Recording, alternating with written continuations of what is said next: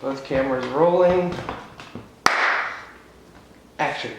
Hello, and thank you for joining us. My name is Travis Lloyd, and I'm the founder of OvercomingEmotionalTrauma.com and the author of Overcoming Emotional Trauma, Achieving Success Against All Odds. Today, we've got a great guest for you, a good friend of mine and someone who's been a mentor of mine for several years. He's also an internationally published author of the book Parenting Adopted Adolescents and a co-author of Parenting the Hurt Child and Parenting the Adopted Child. He, on top of that, is also a clinical psychologist and the founder of the Attachment and Bonding Center of Ohio, one of very few organizations who does such great work with trauma and attachment across the country. I want to introduce you to Dr. Gregory Keck. Thank you for joining us. Yeah. Thanks for having me. Of course. I'd like to be sitting and talking with you. Yes. So, a few quick questions. I just want to know a little bit about your background. Can you tell me where you're from and where'd you go to school? I'm from Ohio. I went to school at the University of Akron, Case Western Reserve University, and the Union Institute University in Cincinnati. So I got a bachelor's degree, a master's in social work, and a PhD in psychology. Oh, wonderful, wonderful. Now, you do a lot of work with, of course, the name of your organization is the Attachment and Bonding Center of Ohio. Right. So you do a lot with attachment, a lot with bonding, which of course relates to emotional trauma. I've noticed people who go into working in one form of psychology or family services or healthcare oftentimes have some sort of personal attachment to that, some sort of personal experience that got them interested in it. What is it that got you interested in the work that you do? I actually got involved with the correctional population, was seeing a lot of guys who were incarcerated or on parole that had very clear histories of ongoing trauma from childhood through the time when they got locked up. Sure. And so I really got interested in people who weren't developing conscience and why they weren't developing conscience and why they didn't have any internal moral regulation, and so why they kept ending up in trouble.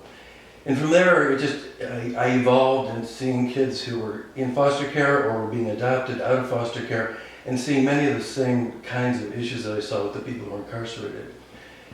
So that got me interested professionally, and then I ended up becoming an adoptive parent of 2 adolescents who had foster care experience. Oh, wow. So the personal involvement really came after the professional involvement. Gotcha. But it certainly added a dimension that made the professional interest a little more alive. Sure, sure. Were there any personal experiences in your childhood that you personally had or that you observed in other people's lives that maybe sparked your interest in going down that path to begin with?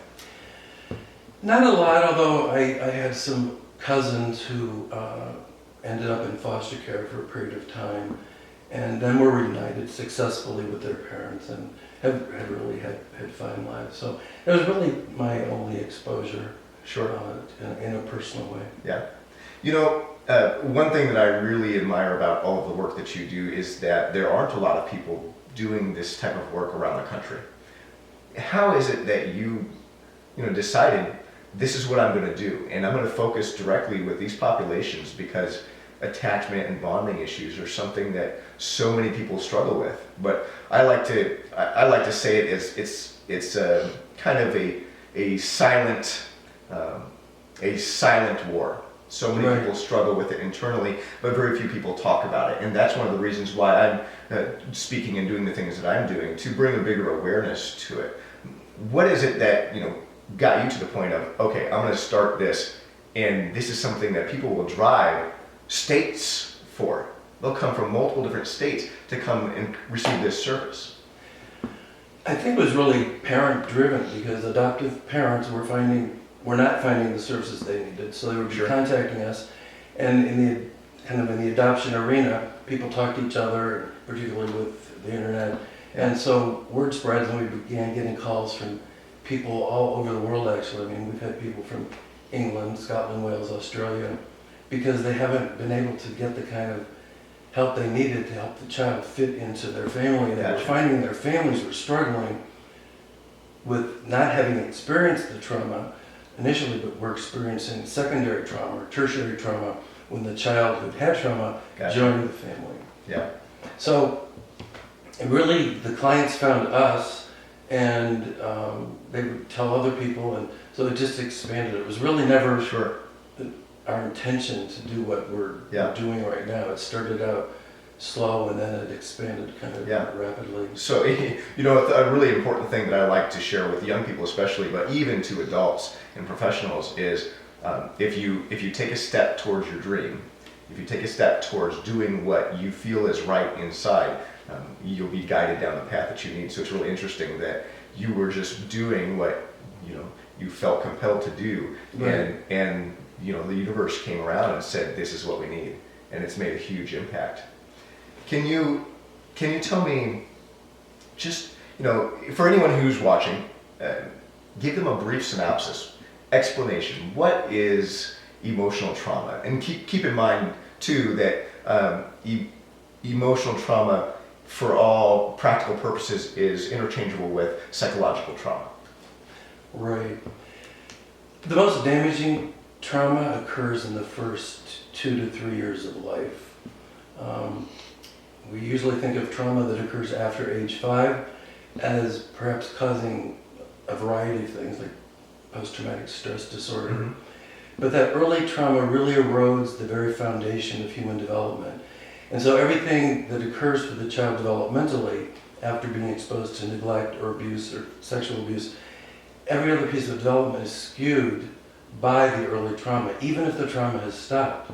Because we've seen kids that have been removed from abusive situations and they're 2 years old, and the traumatic effects still linger on for years. Sure. And the new family is really responsible for helping that child heal. We always tell parents, you're not responsible for what happened to your child, but you're the only one responsible for helping them get through it. Sure. And I think that could spread to even a broader range of people in this sense of it's the parent's responsibility, it's the healthcare professional's responsibility, it's the mental health professional's responsibility to be informed as to how that trauma affects the young people that they're working with, and being able to serve them to their best ability. Would you agree with that? Yeah. And I think most therapists have not been trained to deal with foundational issues, but rather superficial issues. Yep. So you see behavioral programs and rewards and all kinds of incentive kinds of programs. We'll do some shaping of some kinds of things, but unless the foundational damage is corrected, just think of a house. The first year of a child's life is building the foundation. Mm-hmm. So everybody would know that the foundation is probably the most important part of the house, and also the most difficult to repair. Yes. Break the windows, you can get a window guy pretty quickly.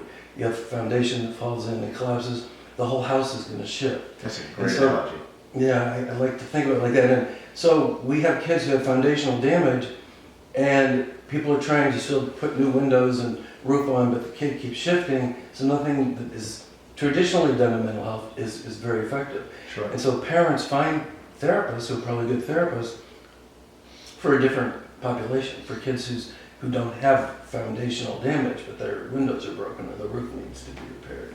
So going along with that, what type of advice would you give to the therapist, mental health professional, crisis intervention specialist, those types of things to say, hey, this is how we can shift our frame of mind, our thought process from repairing the windows to repairing the foundation? Well, we deal primarily with foster parents and adoptive parents, so that becomes, I think, easier in many ways than dealing with a child who's living in the family where their trauma occurred. Sure. So let me speak to that population first, because that's what we do. We don't work on developing individual relationships with the kids. We want the kid to have an improved relationship with their parents. So we are very family inclusive. We don't have confidentiality between parent and child. The parents don't drop the kids off and then go out for coffee and come back in 45 minutes. They're there for the entire time, and they're involved with the kid the entire time that everybody's in the office. Mm-hmm. And that's very different from what a lot of people have been finding. They find a traditional therapist who's trained to build a relationship with the child, and then to use that relationship to move the child through whatever it is they're moving through. Sure. we don't want to do that. If we end up with a relationship with the child, that's fine, but we want the primary relationships to be with the parent or parents. And so to that end, our work is pretty demanding for parents because both of them have to be there. Both of them have to be involved. If there are two parents, a single parent, obviously, one's there. Sure. So we want the parent and the child to be on the same page every step of the therapeutic journey.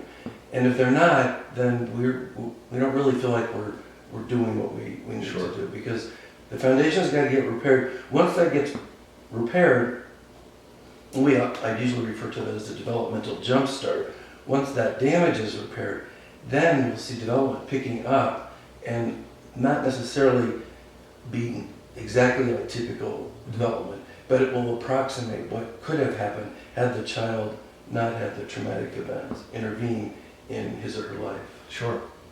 You know, you made a very clear definition between the specific populations that you work with and the populations of children who are living in the homes where the trauma has occurred.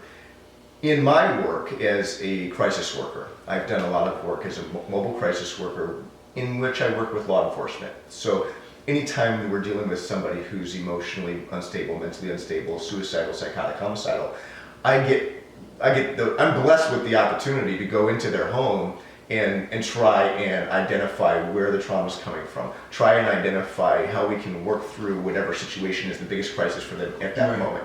I deal a lot with people who are living in the homes, children and adults, where they're experiencing the trauma currently. And one of the things that I find is that the buy-in from the parents that you're talking about with your foster and adoptive parents